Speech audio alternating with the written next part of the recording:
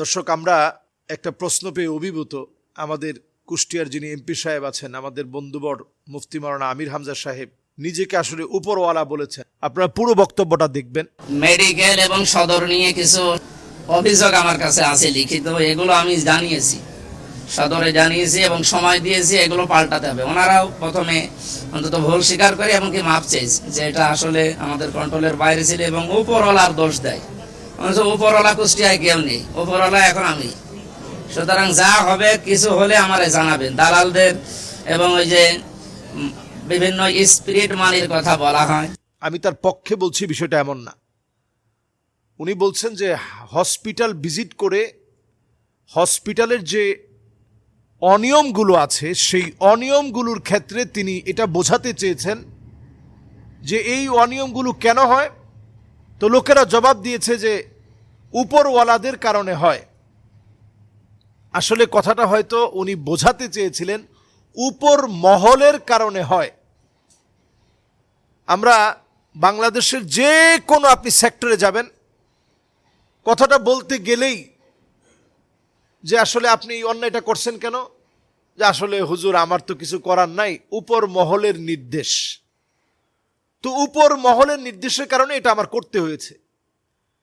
তো যেহেতু উনি রমাদান মাসে অনেক সময় দেখবেন কথা বলতে গেলে আমাদের মেজাজ খিটখিটে হয়ে যায়, অনেক সময় দেখা যায় ভারসাম্য ঠিক থাকে না, অনেক সময় কথা আমরা গোলমাল পাকিয়ে ফেলি, এটা হয় স্বাভাবিক। তো উনি উপর মহল বলতে গিয়ে উপরওয়ালা বলে ফেলছেন, যে এখানে তো উপরওয়ালা বলতে কিছু নাই, উপরওয়ালা এখন কুষ্টিয়ার ভিতরে আমি। এটা একজন এমপি তার মাসউলিয়া বুঝাতে গিয়ে বলছেন। কারণ কুল্লুকুম রাইন ওয়া কুল্লুকুম মাসউলুন আন রাইয়াতিহি, প্রত্যেকে দায়িত্বশীল, দায়িত্বের ব্যাপারে আপনাকে জবাবদিহিতার সম্মুখীন হতে হবে।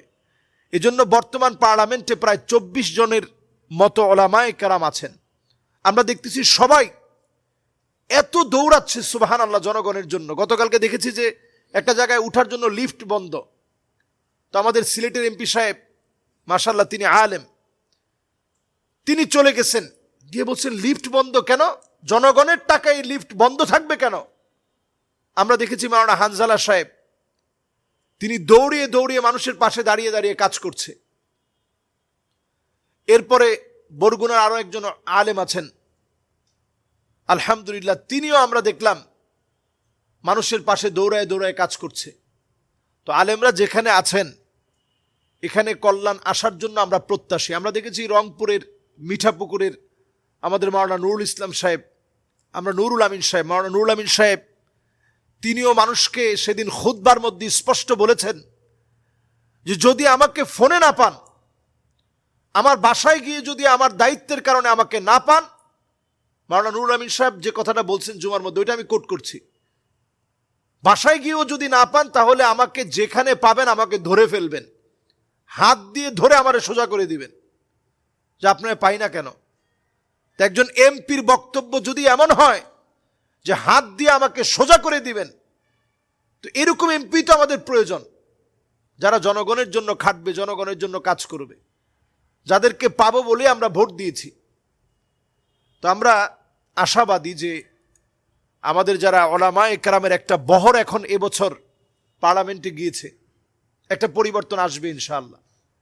এই পরিবর্তন আসার ক্ষেত্রে মিডিয়া যেহেতু আলেম ওলামাদেরকে অনেক সময় নেগেটিভভাবে উপস্থাপন করার চেষ্টা চালাবে, নেগেটিভ প্রচারণা চালানোর ক্ষেত্রে এই ছোট ছোট কথাগুলো কিন্তু বড় করে হাইলাইটস করবে।